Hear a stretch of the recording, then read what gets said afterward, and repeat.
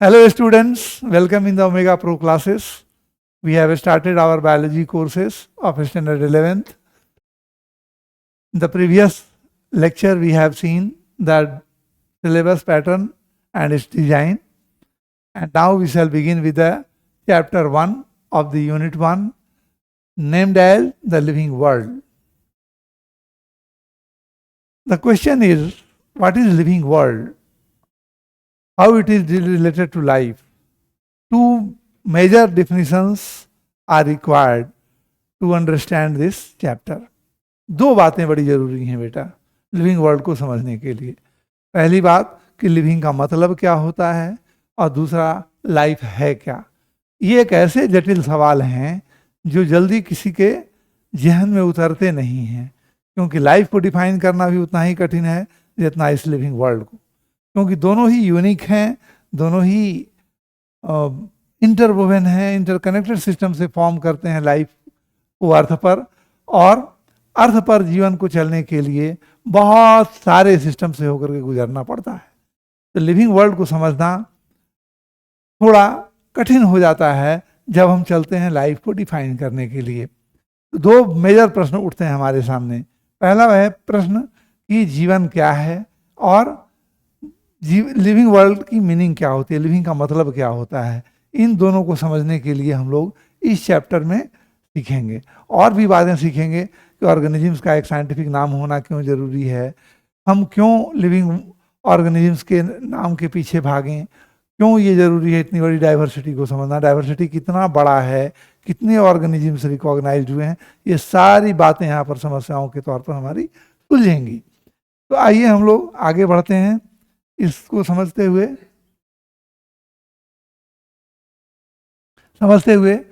कि भाई इन दोनों का आंसर क्या होगा.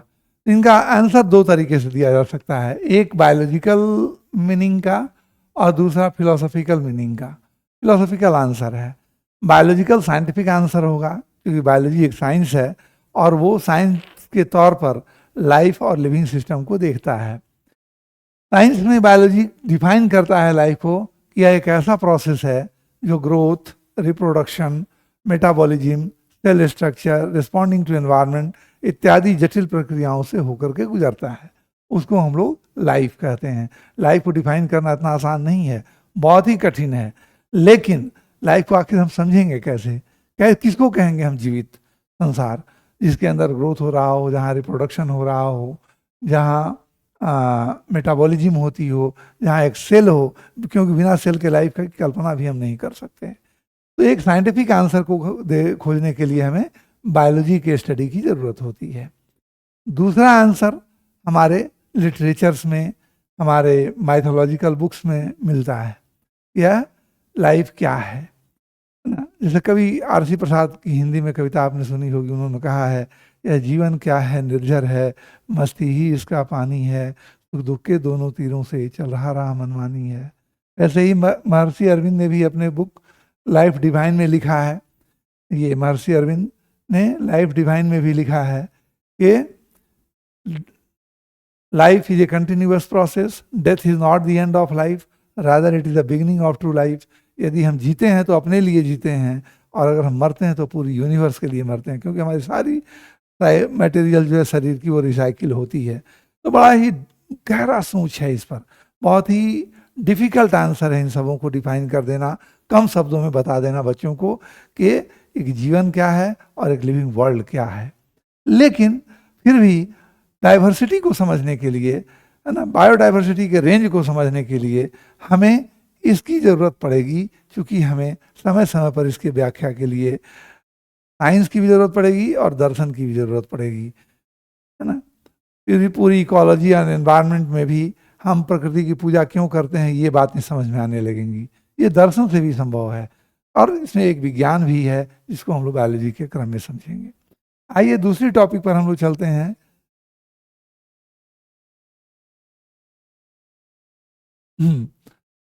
दूसरी टॉपिक है diversity in the living, diversity in life and the living world. ये डाइवर्सिटी क्या होती है. डाइवर्सिटी कहते हैं occurrence of many kinds of organisms in the nature. जितने तरह के जीव जंतु हम लोग अपने चारों ओर पृथ्वी पर देखते हैं, वो सभी जो हैं वो लिविंग वर्ल्ड के हिस्से होते हैं, वो बायोडाइवर्सिटी के हिस्से होते हैं, है ना, पूरी डाइवर्सिटी को बनाते हैं। यही नहीं कि जो दिखलाई पड़ते हैं हमें पेड़ पौधे एनिमल्स जंतु, ये दिखलाई पड़ने वाले ही नहीं, हमें ऐसे ऑर्गेनिजम्स भी प्रभावित करते हैं जिसे हम अपनी आंखों से नहीं देख सकते, माइक्रो ऑर्गेनिजम्स भी। तब सवाल उठता है कि इनका विस्तार आखिर है कहाँ कहाँ तक। दूर आकाश में, अंतरिक्ष में, स्पेस में, एटमॉस्फेयर के विभिन्न लेयर्स में भी लाइफ एग्जिस्ट करता है, और गहरी मिट्टी के तहों में भी लाइफ एग्जिस्ट करता है, गहरे समुद्र में भी लाइफ एग्जिस्ट करता है। तो डाइवर्सिटी का रेंज बहुत बड़ा है, बहुत बड़ा है। अभी तक पूरी ठीक तरह से लोगों ने एक्सप्लोर नहीं किया है, खोज अभी भी जारी है। फिर भी बायोलॉजिकल साइंस ने अब तक के सारे मेहनत के बाद, बहुत मेहनत के बाद, बड़े प्रयास के बाद, कुल मिलाकर करके 17 से 18 लाख 1.7 to 1.8 मिलियन स्पीसीज को रिकॉर्ड कर सका है। ये बहुत कम है। हमारे शास्त्रों में तो 84 लाख योनियों की बात की गई है। 84 lakhs kinds of plants and animals are present in the living form in the universe. कहाँ तक सच्चाई है, खोज जारी है। आगे के क्लासेस में आप ये भी सीखेंगे कि कुछ ने संभावना व्यक्त की है कि ये 70 लाख के करीब भी हो सकता है, जैसे रॉबर्ट मे की कल्पना है। ये आगे हम लोग सीखेंगे और इसी बायोलॉजी के क्लास में सीखेंगे, है ना, 12th क्लास में जाकर करके। खैर, लेकिन अभी तक जो कुछ भी रिकॉर्ड किया गया है वो है बायोलॉजिकल साइंसेस ने अब तक 17 से 18 लाख स्पीसीज को खोज पाया है ना, और अभी भी बहुत खोज जारी है और इनका रिकॉर्ड किया जाना बाकी है। अभी भी खोज चल रही है। They are still to be proved, many are still to be proved. बहुत सारा अभी खोजा जाना बाकी है। गहरे सागर में, घने वर्षा वनों में भी thousands of types of species हैं जो हमारी नॉलेज में नहीं है, लेकिन दे आर एग्जिस्टिंग, वो हैं संसार में। सबसे बड़ी आश्चर्य की बात है कि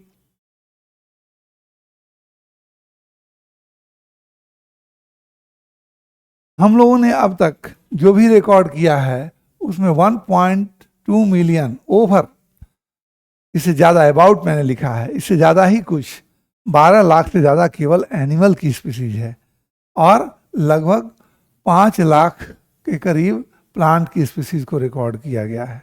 इतनी बड़ी डाइवर्सिटी को, 12 लाख एनिमल्स, 5 लाख प्लांट्स, कितने नामों को हम अपने दिमाग में रख सकते हैं? एक बहुत बड़ी समस्या होगी।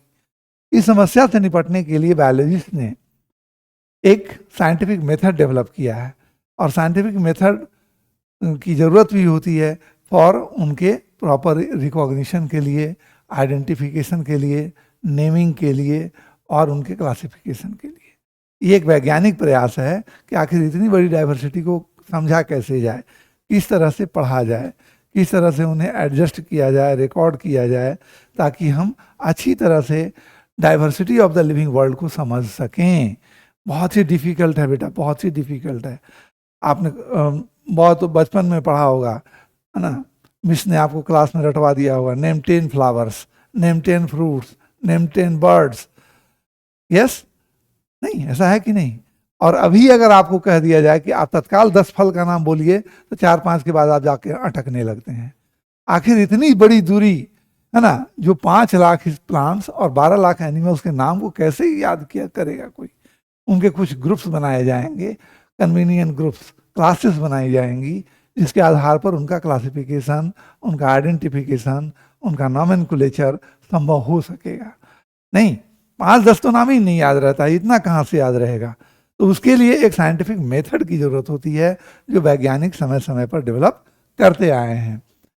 तो इसके 3 स्टेप हैं। पहला है आइडेंटिफिकेशन, दूसरा है नॉमेनक्लेचर और तीसरा है क्लासिफिकेशन। इन 3 तरीके से हम इस डाइवर्सिटी को समझने की कोशिश करेंगे, उनके नाम तक पहुंचने की कोशिश करेंगे कि किस तरह से इनके नाम दिया जाता है, कैसे रिकॉग्नाइज किया जाता है और कैसे इनकी ग्रुप बनाई जाती है, जिसे हम क्लासिफिकेशन के नाम से जानते हैं। ये एक साइंटिफिक तरीका है बायोलॉजिकल साइंसेस में डाइवर्सिटी को समझने का। तो let us begin with the process of identification, that is the kind of organism. कैसे पहचानते हैं हम? आइडेंटिफिकेशन कहाँ से शुरू होगा? पहचान का आधार क्या है? देखो, मैं आपके सामने एक छोटा सा उदाहरण देता हूं, एक हाथी के इस पर। जैसे मैंने कल बाजार में एक एनिमल को देखा, वो बहुत बड़ा था, उसके बड़े बड़े कान थे, दीवार सी शरीर थी, खंभे जैसे पैर थे, लंबी सी नाक थी, छोटी सी पूंछ, और वो बड़ी मस्ती से बाजार में चल रहा था। अब मैं इतने सारे डिस्क्रिप्शंस को आपको बता रहा हूं, क्या आप बता सकते हैं कि उसका नाम क्या है? हाँ हाँ ठीक है, आपने बताया हाथी। हाथी तो मैंने बताया नहीं, मैं तो डिस्क्राइब कर रहा था कैरेक्टर को, और कैरेक्टर के डिस्क्रिप्शन से आपने उसे आइडेंटिफाई किया, पहचान लिया। ये बहुत बड़ी चीज होती है एक proper scientific study of organisms के लिए, क्योंकि आइडेंटिफिकेशन के साथ ही शुरू होती है डिस्क्रिप्शन, डिस्क्रिप्शन के साथ ही शुरू होती है आइडेंटिफिकेशन, और जब आइडेंटिफाई हुआ तब उसे एक नाम देना हमारे लिए जरूरी हो जाता है। और वो नाम भी लोकल डायलेक्ट में नहीं चलेगा, उसके लिए एक साइंटिफिक नेमिंग प्रोसेस डेवलप करनी होती है ना। तो giving a name to an organism is known as nomenclature.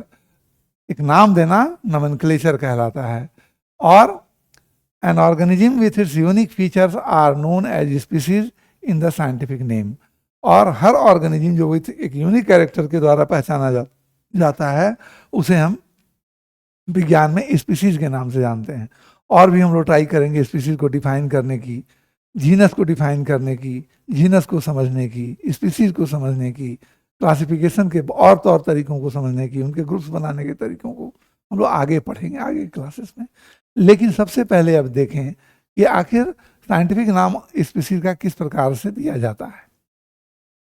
Scientific नाम जो है एक ऑर्गेनिज्म का स्पीसीज के रूप में उनके इंटरनेशनल रिकॉग्निशन के लिए दिया जाता है।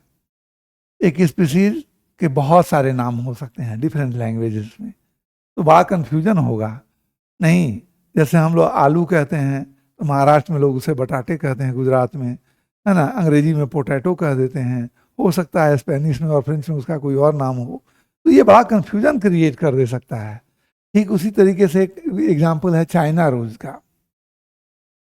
चाइना रोज आपने देखा होगा, उड़हुल का फूल है ना, जो पूजा में यूज होता है, हनुमान जी के और देवी जी की पूजा में चलता है ये सब, है ना। बहुत साधारण सा फूल है, बहुत कॉमन है, लेकिन इंग्लिश में उसे चाइना रोज कहते हैं, उड़हुल हिंदी में कह देते हैं, या गुड़हुल कुछ लोग बोलते हैं। पद्मचारिणी उसका संस्कृत में नाम है, जोवा कुसुम बंगाली में कहते हैं, और हिबिस्कस लैटिन में कहते हैं। फूल एक ही है, स्पीसीज एक ही है, लेकिन उसके नाम बड़े अलग अलग दिए गए हैं, है ना। तो साइंटिफिक नाम की जरूरत आखिर क्यों है?